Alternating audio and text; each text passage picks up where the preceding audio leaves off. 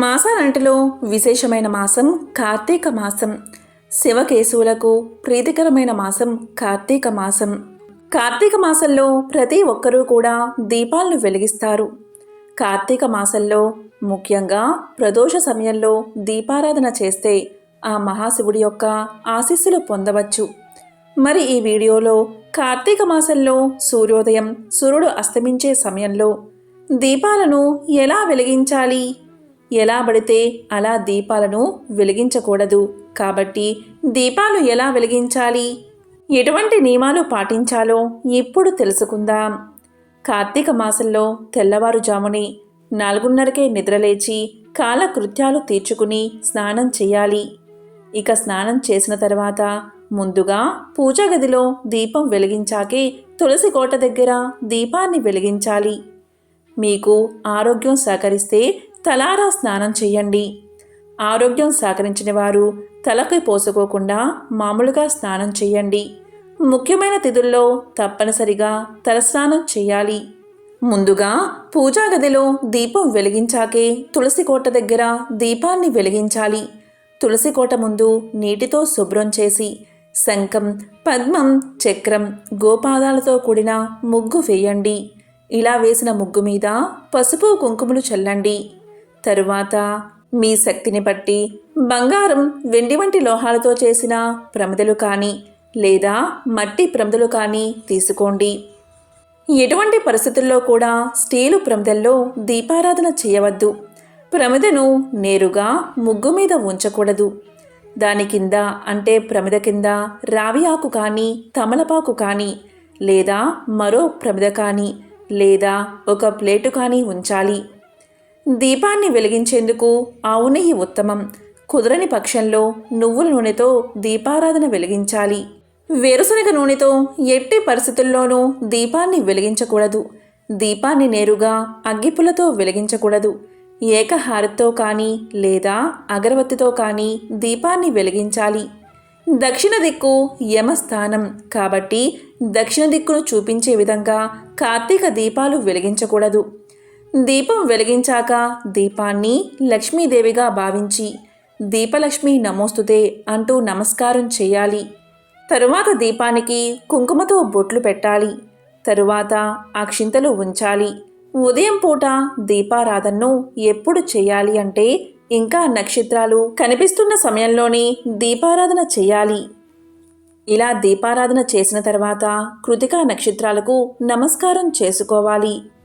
తెలతెలవారుతూ ఉండగా చంద్రుడితో పాటుగా ఆకాశంలో తూర్పు దిక్కున కనిపించే 6 నక్షత్రాలే కృతికా నక్షత్రాలు.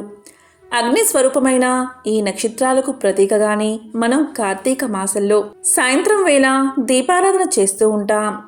సూర్యుడు అస్తమించడానికి గంట ముందు నుండి గంట తర్వాత ఎప్పుడైనా కార్తీక దీపారాధన చేయవచ్చు. ఇక సాయంత్రం సమయంలో కూడా ముందు పూజా గదిలో దీపారాధన చేసిన తర్వాతే తులసి కోట ముందు దీపాన్ని వెలిగించాలి. అలాగే పెరటి గుమ్మానికి ఇరువైపులా 2 దీపాలు పెట్టాలి. ఇలా ఉంచే ప్రమిద కింద మరొక ప్రమిదను పెట్టి లేదా తమలపాకున కానీ రావి ఆకున కానీ లేదా ప్లేటు కానీ పెట్టడం మర్చిపోవద్దు. కార్తీక మాసంలో ఇలా దీపారాధన చేయడం వల్ల శివకేశవులతో పాటు సుబ్రహ్మణ్యుడి ఆశీస్సులు మీకు తప్పకుండా కలుగుతాయి. కార్తీక మాసంలో దీపారాధన చేసిన వారి సకల పాపాలు తొలగి సకల శుభాలు కలుగుతాయి. అంతటి పవిత్రమైనది కార్తీక మాసంలో దీపారాధన చేయడం. దీపావళి అయిపోయిన తర్వాత మరుసటి రోజు నుంచి కార్తీక మాసం మొదలవుతుంది. కార్తీక మాసం అనగానే మనందరికీ గుర్తుకు వచ్చేది కార్తీక స్నానాలు, కార్తీక దీపారాధన. కార్తీక మాసానికి సమానమైన మాసమేదీ లేదు. వేదాలతో సమానమైన శాస్త్రం ఏదీ లేదు. గంగానది వంటి మరి ఇతర పుణ్యనది ఏదీ లేదు. అంతటి విశేషమైన కార్తీక మాసంలో మనం కార్తీక పాడ్యమి నుంచి ముఖ్యంగా చేయవలసింది కార్తీక స్నానాలు, అలాగే కార్తీక దీపారాధన. ప్రతిరోజు చేసే స్నానానికి కార్తీక మాసంలో చేసే స్నానానికి చాలా తేడా ఉంటుంది. ఎవరైతే కార్తీక మాసంలో 30 రోజులు నియమంగా నదీ స్నానం చేస్తారో అటువంటి వారికి మహాశివుడి అనుగ్రహం కలుగుతుంది. ఈ కార్తీక మాసంలో స్నానం చేసే వారందరూ కూడా ఉదయమే నిద్రలేచి సూర్యుడు తులారాశిలో ఉన్నప్పుడే స్నానాన్ని ఆచరించాలి. అలాగే ఇలా స్నానం చేసేవారు ఒంటిపై వస్త్రంతోటే స్నానాన్ని ఆచరించాలి. దిగంబరంగా అంటే బట్టలు లేకుండా స్నానాన్ని ఆచరించకూడదు. ఇలా స్నానం చేసే సమయంలో హరహర శంభో అంటూ స్నానాన్ని చేయాలి. స్నానం చేసే సమయంలో ఇలా పలకడం వల్ల సకల పాపాలు ఆ నీటి ద్వారా తుడిచిపెట్టుకుపోతాయి. మీరు స్నానం చేసే సమయంలో నీటిలో గంగాదేవి ఉన్నదని భావించి నీటిని తాకి స్నానం చేయండి. ఈ కార్తీక మాసంలో స్నానం చేసేటప్పుడు సంకల్పం చెప్పుకుని స్నానం చేయాలి. నేను ఈ కార్తీక మాసంలో స్నానం చేస్తున్నాను అని శివుడికి కానీ విష్ణువుకు కానీ లేదా మీ ఇష్ట దైవాన్ని కానీ తలుచుకుని, ఓ దైవమా నన్ను అనుగ్రహించు అని సంకల్పం చెప్పుకుని కార్తీక స్నానం చేయాలి. కార్తీక మాసంలో మనకు స్నానం చేయడానికి ఉపయోగపడేవి నదులు, చెరువులు, కాలువలు. ఇవేవీ లేకుంటే లేదా కుదరని వారు ఇంట్లో ఉండే నీటితోటే స్నానాన్ని ఆచరించాలి. ఇలా స్నానాన్ని ఆచరించేటప్పుడు గంగాదేవుని స్మరిస్తూ గంగే చ యమునే చైవ గోదావరి సరస్వతి నర్మదే సింధు కావేరి జలేస్మిన్ సన్నిధం కురు అనే శ్లోకాన్ని చదివి స్నానం చేస్తే చాలు. అన్ని నదుల్లో స్నానం చేసిన మహాపుణ్యం మీకు కలుగుతుంది.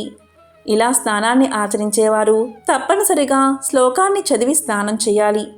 ఇక కార్తీక మాసంలో ఉదయం 4:30 నుంచి 5:30 లోపు తులారాశిలో స్నానం చేస్తే కార్తీక స్నానం చేసిన ఫలితం మీకు దక్కుతుంది. కాబట్టి ఈ సమయంలోనే కార్తీక స్నానం చేయండి. ఇక కార్తీక స్నానాన్ని వేడి నీటితో చేయకూడదు. చల్లని నీటితోటే కార్తీక స్నానాన్ని ఆచరించాలి. ఆరోగ్యం సహకరించని వారు, గర్భిణులు, చిన్న పిల్లలు గోరువెచ్చని నీటితో స్నానం చేయవచ్చు. ఆరోగ్యంగా ఉన్నవారు వేడి నీటితో స్నానం చేయకూడదు. ఇలా కార్తీక మాసంలో చల్లని నీటితో స్నానాన్ని ఆచరిస్తే సర్వ పాపాలు తొలగిపోతాయి. కార్తీక మాసంలో కావేరీ నదిలో స్నానం చేసిన వారికి సర్వ భోగాలు, అఖండ పుణ్యం కలుగుతుందని స్కాంద పురాణం తెలియచేస్తుంది. ఎవరైతే కార్తీక మాసంలో కావేరీ నదిలో స్నానం చేసి శ్రీరంగనాథుణ్ణి దర్శిస్తారో వారికి శివ సాన్నిధ్యం కలుగుతుందని శివపురాణం తెలియచేస్తుంది. కార్తీక మాసంలో నెల రోజులు స్నానం చేయలేని వారు ప్రతి సోమవారం లేదా కార్తీక పౌర్ణమి రోజు చేస్తే చాలు. నెల రోజులు స్నానం చేసిన పుణ్యఫలం కలుగుతుంది. ఇక కార్తీక మాసం మొదటి రోజు అంటే పాడ్యమి రోజు, కార్తీక సోమవారాలు అలాగే పౌర్ణమి, అమావాస్య తిథుల్లో కార్తీక స్నానాన్ని ఆచరిస్తే ఇంకా చాలా మంచిది. ఇలాంటి ముఖ్యమైన రోజుల్లో కార్తీక స్నానాలు చేస్తే నెలంతా కార్తీక స్నానం చేసిన ఫలితం మీకు దక్కుతుంది. అంటే కార్తీక మాసంలో 30 రోజులు స్నానాన్ని ఆచరించలేని వారు కార్తీక శుద్ధ పాడ్యమి, కార్తీక పౌర్ణమి, కార్తీక అమావాస్య ఇలా ఈ రోజుల్లో చేస్తే నెలంతా స్నానం చేసిన మహాపుణ్యం దక్కుతుంది. అసలు కార్తీక మాసంలో స్నానాన్ని ఆచరించలేము అనుకునేవారు ప్రతిరోజు కూడా కార్తీక పురాణాన్ని విన్నా, చదివినా, చెప్పినా, వినిపించినా సమస్త దోషాలు తొలగి 1,000,000 రెట్ల మహాపుణ్యం కలుగుతుందని పురాణాలు తెలియచేస్తున్నాయి. కాబట్టి కార్తీక మాసంలో మీ వీలు బట్టి కార్తీక స్నానాన్ని ఆచరించడం లేదా కార్తీక పురాణాన్ని వినడం చేయండి. 1,000,000 జన్మల మహాపుణ్యాన్ని పొందండి. అలాగే ఈ మాసంలో శివకేశవులను పూజించి జన్మజన్మల పాపాలు తొలగించుకుని మహాపుణ్యాన్ని పొందండి. ఓం నమః శివాయ. ఓం నమో నారాయణాయ.